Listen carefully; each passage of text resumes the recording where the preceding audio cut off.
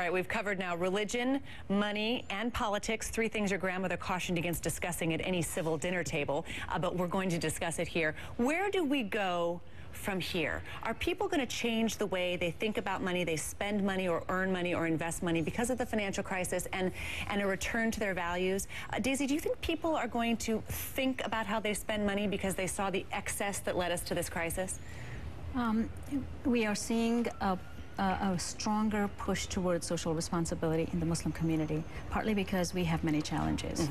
We have extremist ideologies that are defining the religion for us. We have certain issues that we have to contend with as a community under suspicion. So this is what consumes us. Let's talk about the financial crisis, Lee, in particular. A few years ago, I started going to these big ballrooms organized by Rainbow Bush Coalition and Jesse Jackson, who said, I want you to see what's happening to people out there with these foreclosures. And I would talk to these people in line asking for free advice about their foreclosure, their money problems. And I'd say, where did you get this subprime mortgage? And they'd say, oh, someone at church hooked me up with it. And this was a trend that I saw.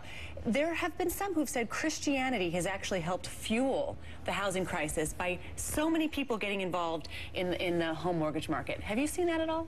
Well, I did years ago. I saw pastors and church leaders extol the virtues of owning a home, right, and or getting a car and things like that. And basically, we were encouraging people to get into debt.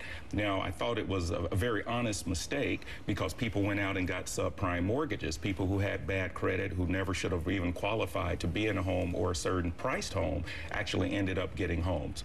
So the bottom line, mistakenly, yes, a lot of people in the church did encourage a lot of this rampant debt. When the going gets good again, won't we all start getting?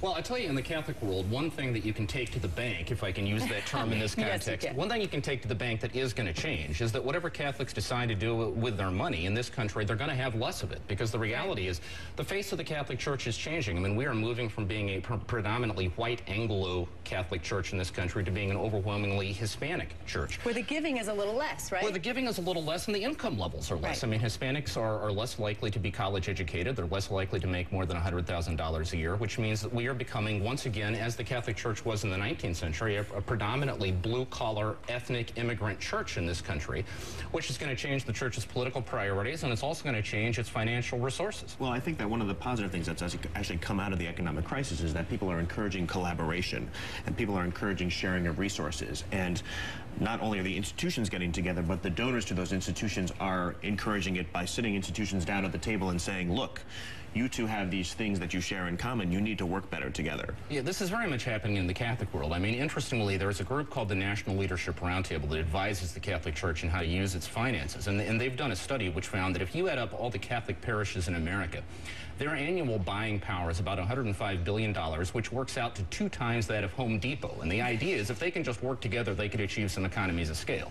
Very interesting point, and that certainly is faith and money, putting some statistics on that. Everyone, thank you so much. I really appreciate it. It's been a pleasure to talk to you this hour, and hopefully we'll be able to do it again. In God We Trust is printed on the back of every dollar bill and every coin in the United States. Religion is tightly woven into the fabric of American life. How we worship and where we worship is changing, and what may change is how we spend our money and whether we choose to have it better coincide with our values.